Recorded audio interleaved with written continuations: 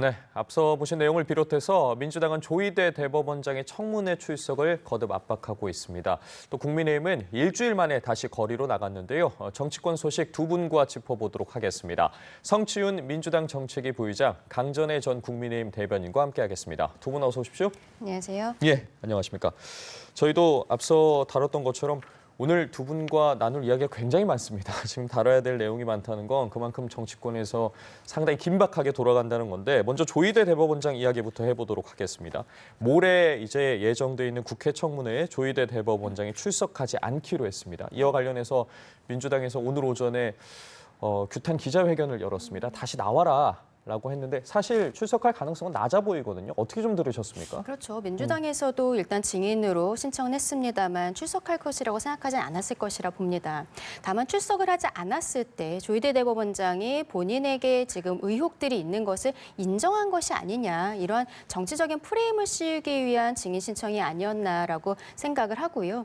사법부의 수장을 이렇게 국회에서의 청문회 증인으로 신청한다는 것, 그러면 행정부의 수반인 대통령도 어떻게 보면은 국회에 증인으로 출석할 수 있다라는 것을 민주당에서 보여준 것이 아닌가 생각을 합니다. 최근에 민주당에서 조희대 대법원장 개인에 대해서 공격을 하는 것처럼 보이지만 실상 이것은 조희대 대법원장을 수장으로 하고 있는 사법부 전체를 무력화하려는 것이 아니냐, 이런 국민적인 의혹들이 있는 상황이고, 또 더 나아가서 대통령이 스스로 피고인인 상황이잖아요. 대통령으로 당선이 되고 재판들이 지금 중지가 되어 있는 상황인데 결국 이재명 대통령이 갖고 있는 사법 리스크들에 대해서 무죄 혹은 공소 취소 이런 형태로 임기 안에 마무리를 하고자 하는 빌드업이 아닌가, 이런 부분들 굉장히 의심이 되는 부분들입니다.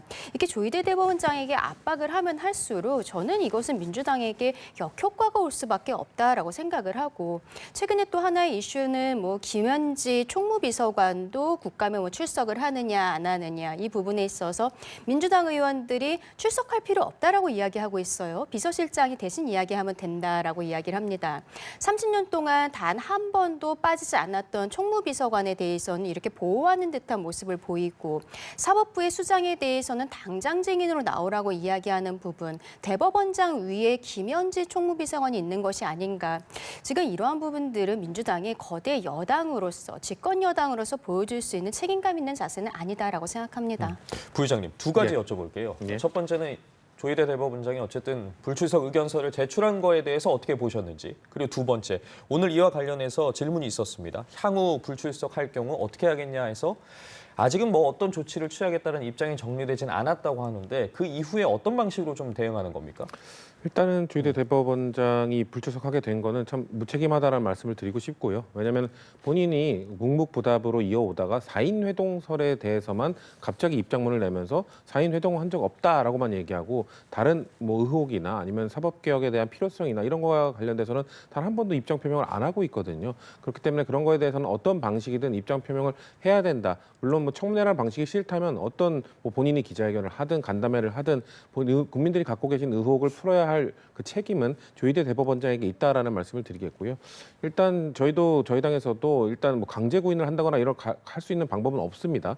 저는 그렇게 된다면은 당에서 다양한 방식들을 논의를 해보겠습니다만, 이 청문회 방식을 조희대 청문회가 아닌 사법개혁 입법청문회로 바꿔서 그렇게 해서 조희대 대법원장을 나오도록 하는 것이 어떨까라는 생각을 해봅니다. 왜냐하면 그 천대엽 법원행정처장도 사법개혁과 관련돼서 본인들의 의견을 담아낼 수 있도록 그 기회를 달라라고 주장을 했잖아요. 그렇기 때문에 그렇다면 우리 사법개혁 국회에서 논의를 해볼 테니 법원행정처장 말고 대법원장도 나와서 입장을 한번 표명해 보시라, 그렇게 이야기를 하면서 사법개혁의 필요성에 대한 논의할 때 저희가 지금 제기하고 있는 의혹들도 충분히 다룰 수 있거든요. 조희대 대법원장이 나올 명분도 전 충분히 있다고 보기 때문에 그런 청문회로 바꾼다면은 그런 식의 좀 우회 전략을 취하는 것도 필요하지 않겠냐는 말씀을 드리고요. 그리고 아까 국민의힘에서도 계속해서 뭔가 임기 중에 이재명 대통령의 사법 리스크를 좀 막기 위해서, 없애기 위한 빌드업이다라는 주장들을 하시거든요. 근데 사실 정말 그러기 위해서라면 조희대 대법원장의 임기는 이재명 대통령 임기 중에 끝나도록 되어 있거든요. 그러면은 임기 끝난 다음에 다음 대법원장에게 말한 대로 그런 음모론이 있다면 그렇게 진행을 해도 충분합니다. 임기 안에 그런 사법 리스크를 말소시킬 수 있는 기회는 언제든지 있습니다. 그렇기 때문에 저희는 지금 조희대 대법원장을 압박하고 비판하는 것이 이재명 대통령의 사법 리스크와는 무관하게 지금 사법부가 받고 있는 의혹이나 신뢰가 실추되고 있는 부분들, 사법개혁의 필요성들 이런 것들을 지적하기 위해서 지금 압박하고 있는 것이다라는 말씀드립니다. 한 가지만 예. 말씀드리면은 이번에 조희대 대법원장을 증인으로 부르겠다는 것은 사인 회동설에 대해서 스스로 의혹을 해결할 수 있는 기회를 준 것인데 이것을 안 하고 있다라고 민주당에서 이야기를 하고 있거든요. 근데 이런 회동설에 대해서 제기를 한 것은 민주당 의원들입니다. 지금 뭐 서영교 의원이라든지 그리고 대정부 질문에서 이야기를 했었던 부승찬 의원이라든지 이런 분들이 오히려 먼저 입증 책임을 갖고 있는 것이죠. 왜냐하면 이분들이 근거로 얘기했었던 유튜브에서 본인들은 이거 사실이 아니다라고 지금 이미 밝힌 바가 있습니다만 정말로 사인 회동설에 대해서 무언가를 밝히겠다라고 생각을 한다면 먼저 민주당 측에서 이 의혹을 제기했었던 유튜브 관련자들을 부르는 것이 순서가 아닌가라는 생각이 드는 거예요. 그리고 서영교 의원은 이 유튜브 말고도 다른 뭐 고위직으로부터 들었다라는 이야기도 하고 있는데 여기에 대한 근거를 전혀 얘기를 못하고 있습니다. 특검에서 수사를 해야 된다라고 이야기하고 있습니다만 특검조차도 고발장은 접수되었지만 지금 당장 뭐 수사할 것은 아니다라고 이미 밝힌 바가 있거든요. 민주당이 이 지금 사인 회동설에 대한 사실관계를 밝히는 것은 오히려 부담스러운 마음들을 갖고 있는 것이 아닌가. 그저 조희대 대법원장에 대해서 망신 주기식의 증인 신청이 아니었나라고 생각합니다. 저도 예. 짧게만 말씀을 드리면 그 사인 회동설에 대한 뭐 그 열린 공감 TV를 말씀하시는 것 같을 때 그 부분에 있어서는 저희도 뭐 그 확인되지 않은 증거였기 때문에 그거에 대한 문제 제기는 저희는 받아들이겠습니다. 근데 조희대 대법원장의 입장 표명이 매우 모호했거든요. 그러니까 사인 회동설을 얘기가 하니까 만난 적이 없다가 아니라 그 누구와도 논의한 바가 없다라고 했어요. 그러니까 만난 사실에 대해서는 명확히 얘기를 하질 않았고요. 그리고 한덕수 전 총리를 제외한 나머지 사람들과는 만나지 않았다라고 또 명확히 얘기했습니다. 그러니까 한덕수 전 총리와 만났다, 안 만났다를 단 한 번도 입장 표명을 안 했어요. 그러니까 그런 모호한 입장을 표명한 것 자체가 지금 자인 회동설, 한덕수 전 총리와의 이인 회동설 이런 거에 대해서 과연 그건 만난 건지 안 만난 건지 국민들께 그래도 명확히 좀 말씀드리는 게 필요하지 않겠냐는 거죠. 그런 것들을 하는 것이 저는 사법부의 수장으로서의 책임이라고 생각합니다. 말씀해 주신 두 분의 의견을 종합해서 바로 이제 사법개혁과 관련된 부분으로 넘어가 볼게요. 민주당에서 검찰개혁에 이어서 좀 사법개혁의 방아쇠를 당긴 게 조희대 대법원장이다라고 하면서 당 사법개혁특위가 준비해온 대법관 증언 등 이 사법개혁안을 이제 다가오는 이번 주 초에 발표하겠다라고 전했습니다. 좀 어떤 내용이 담길 것 같으시고 이 같은 발표 내용에 대해서 어떤 생각 가지고 계신지 여쭤보겠습니다. 일단은 뭐 검찰개혁에 대해서는 이미 법안이 정부조직법이 통과가 되었고 사법개혁은 그 다음 순서로 하겠다라고 이야기를 했었기 때문에 뭐 예상을 했던 과정이다라고 보입니다.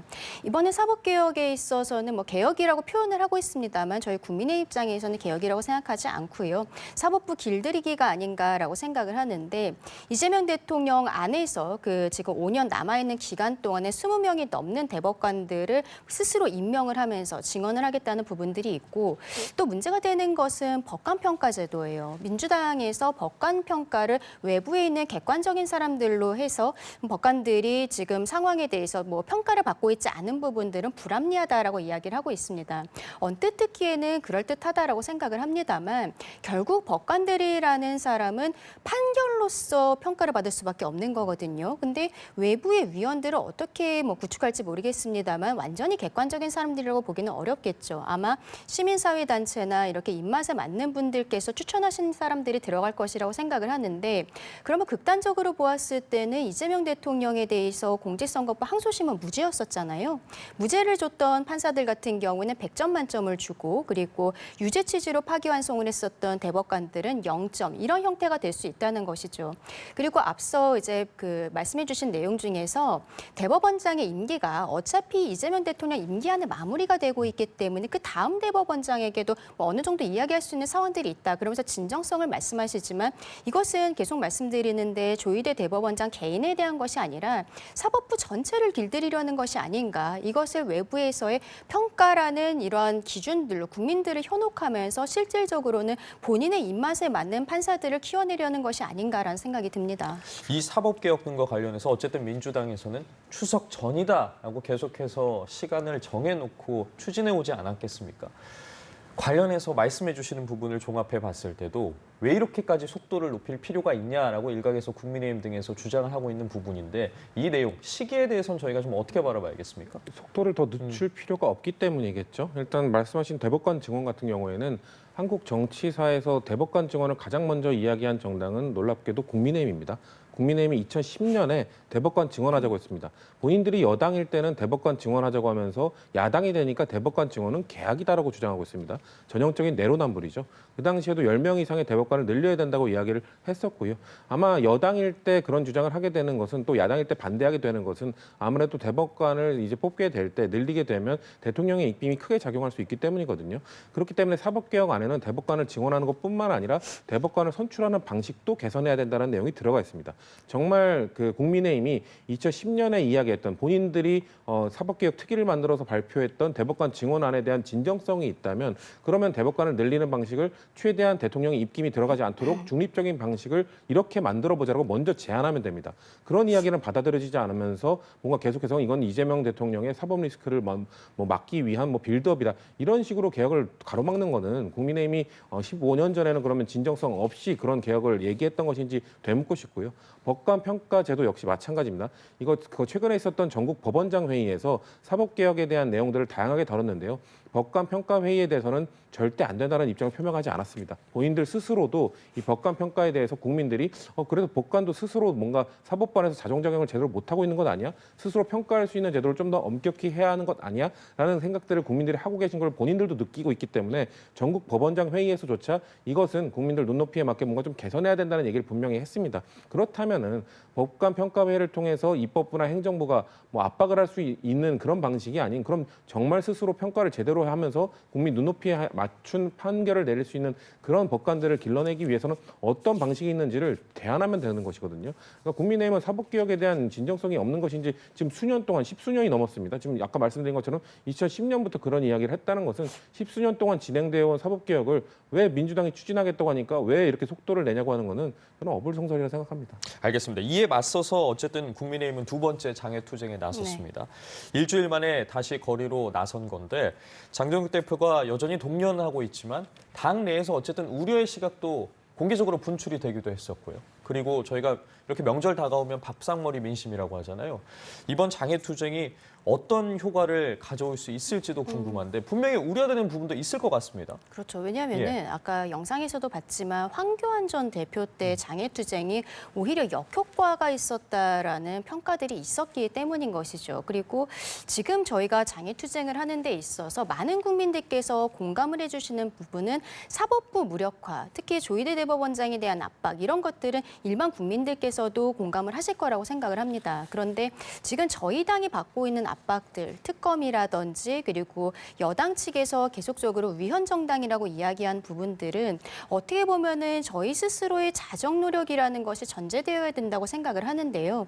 국민들께서 보시기에 자정이 어느 정도까지 된 것인가? 왜냐하면 지도부 안에서 강성의 발언들이 나오고 있고 지난번 대구 집회에 있어서도 저희가 그때 아스팔트 그 세력들과 연대하는 것이 아니냐 이런 의혹들이 있었기 때문에 당론에 맞지 않는 어떠한 피켓이라든지 이런 것들은 임의로 수거를 하겠다라고 미리 말씀을 드린 바가 있었습니다. 그런데 그럼에도 불구하고 몇몇 분들께서 그런 피켓들을 가지고 오셨고 그리고 당의 지도부에서조차 좀 강성의 발언들이 나온 것이 있었어요.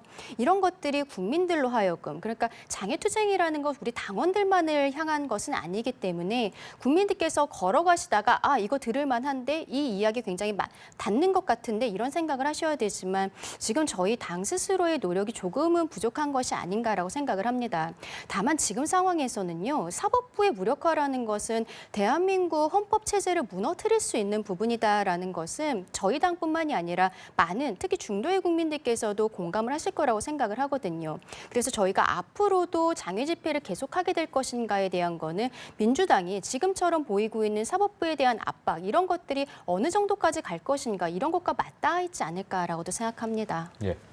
사법부의 무력화라고 계속 말씀을 하시는데 김민수 국민의힘 최고위원이 윤석열 전 대통령의 그 헌법재판소의 그 파면 결정에 동의하지 않는다라고 얘기합니다. 제1야당의 최고위원이 그런 이야기를 하는 건 사법부 무력화가 아닙니까? 헌법재판소의 판단을 무시하는 듯한 발언을 연일 쏟아내고 있는 이런 국민의힘 이런 극우 진영에 대해서 손절하고 거리두지를 못하고 있는 게 지금 국민의힘 문제라고 저희는 계속해서 지적해 왔습니다. 그렇기 때문에 그런 피켓을 수거한다고 한들 막을 수도 없고요. 그런 장외투쟁을 통해서 이루고자 하는 목적들, 좀 더 많은 국민들로 하여금 국민의힘의 목소리를 힘을 실어달라고 하기 위해서 장외투쟁하는 거 아닙니까? 근데 제가 말씀드린 그런 김민수 최고위원 류의 발언들을 막지 못한다면은 과연 더 많은 국민들이 국민의힘을 지지해 줄까요?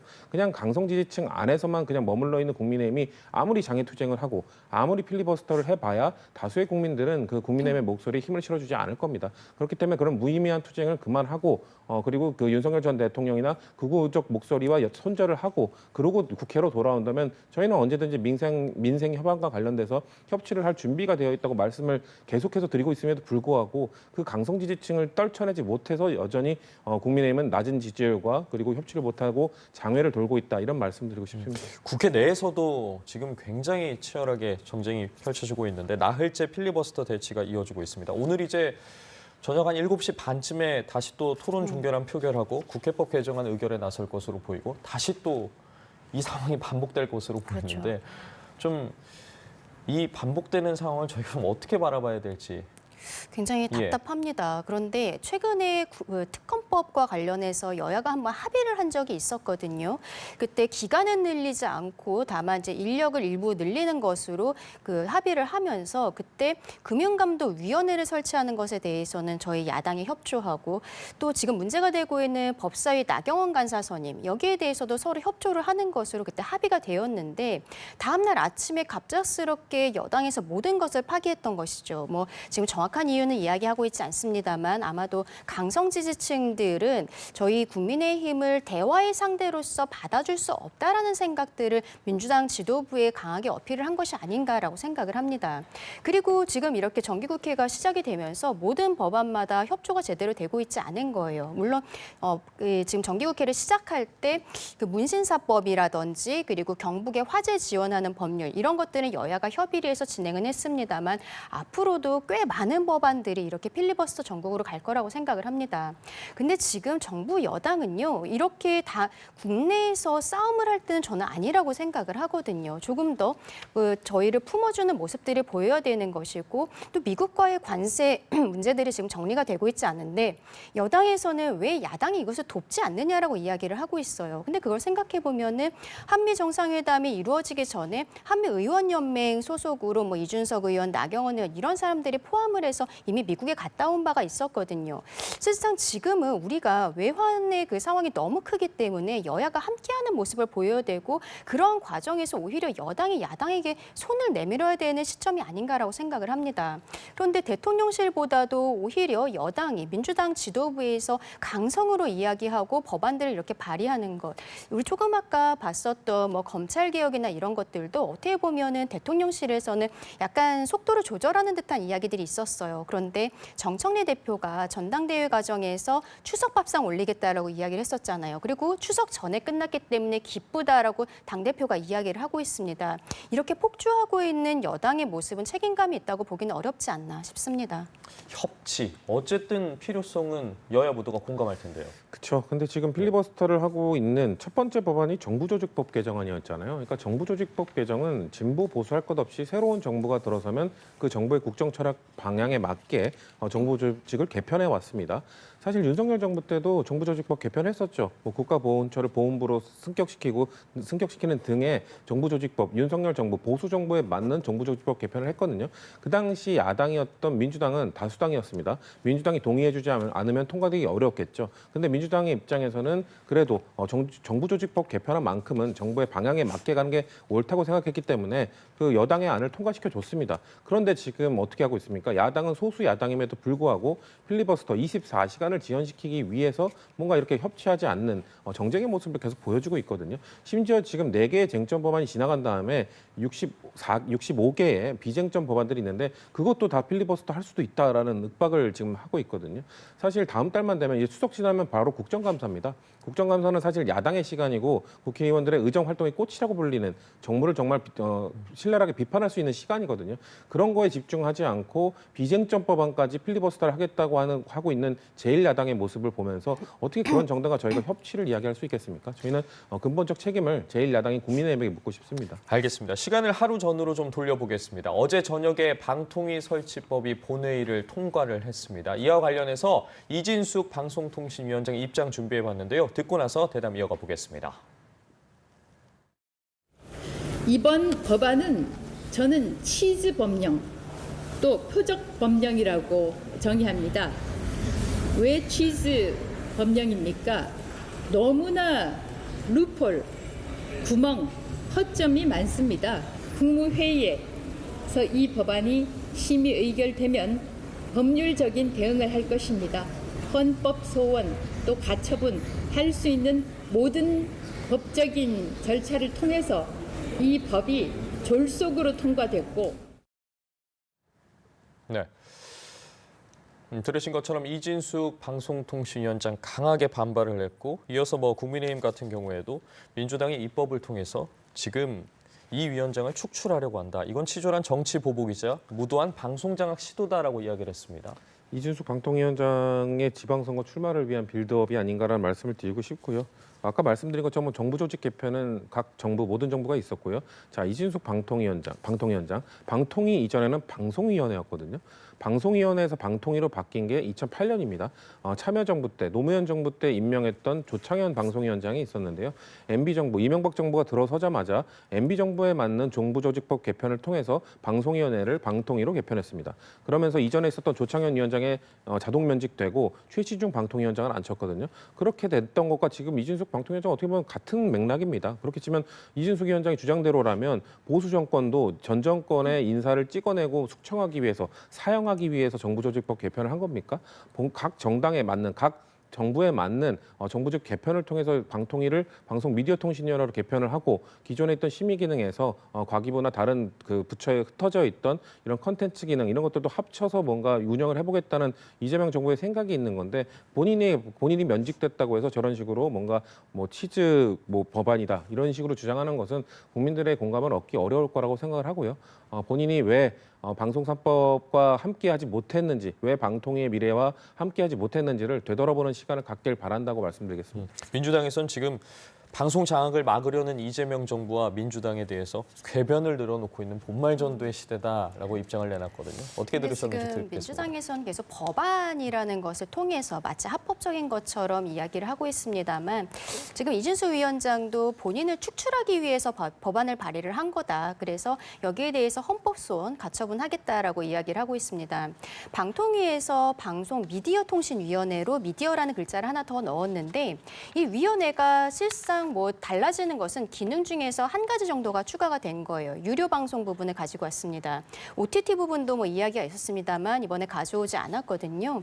그러니까 방통위 일반 직원들 같은 경우는 그대로 임기가 연장이 되는 형태인데 정무직만 그렇지가 않은 거예요. 근데 지금 정무직은 결국에는 위원장 한 명밖에 없는 것이죠. 이진수 위원장에 대해서 중립성을 운운하는 분들도 있습니다. 민주당 측에서. 그런데 이런 것들은 이미 헌법재판소의 탄핵 기각으로 판단을 받았던 부분이거든요. 그리고 방송통신위원회가 어쨌든 원래 5인 체제인데 여당 측에서 위원을 추천하지 않아서 이게 실제로 이루어지지 않았었던 일을 하지 못했었던 부분들도 분명히 여당에서 책임감을 가져야 되는 것입니다. 잦은 사퇴를 하지 않다 보니까 이런 형태로 위원회를 아예 폐지하는 것인데 저는 이것은 가처분 자체는 좀 빠르게 나오거든요. 본안보다. 가처분에 있어서는 인용 가능성이 굉장히 높지 않나 생각을 하고 방송장악 시도는 최근에 또 이미 통과가 되어서는 방송법이 있죠. 방송법은 지금 우리 연합뉴스 그리고 YTN, KBS 이런 데들은 3개월 안에 임원진들을 다 바꿔야 되는 것 아니겠습니까? 이 부분도 지금 KBS 박장범 사장이 며칠 전에 헌법소원과 가처분을 신청을 했다라고 하는데 좀 추이는 지켜봐야겠습니다만 이런 형태로 법안이라는 것을 통해서 본인들의 마음에 맞지 않는 사람들, 임기가 남아있는 공무원들을 자르는 것은 분명히 위헌 논란이 있다. 그리고 이것을 강행하고 있는 정부 여당의 모습이 국민들의 눈높이에 맞는 것인가 의문이 있다고 말씀드립니다. 예, 알겠습니다. 여야의 대치 전선이 어떻게 변화할지는 좀 지켜봐야겠습니다. 오늘 두 분 말씀 여기까지 듣죠. 지금까지 성치훈 민주당 정책위 부의장, 강전애 전 국민의힘 대변인과 함께했습니다. 고맙습니다.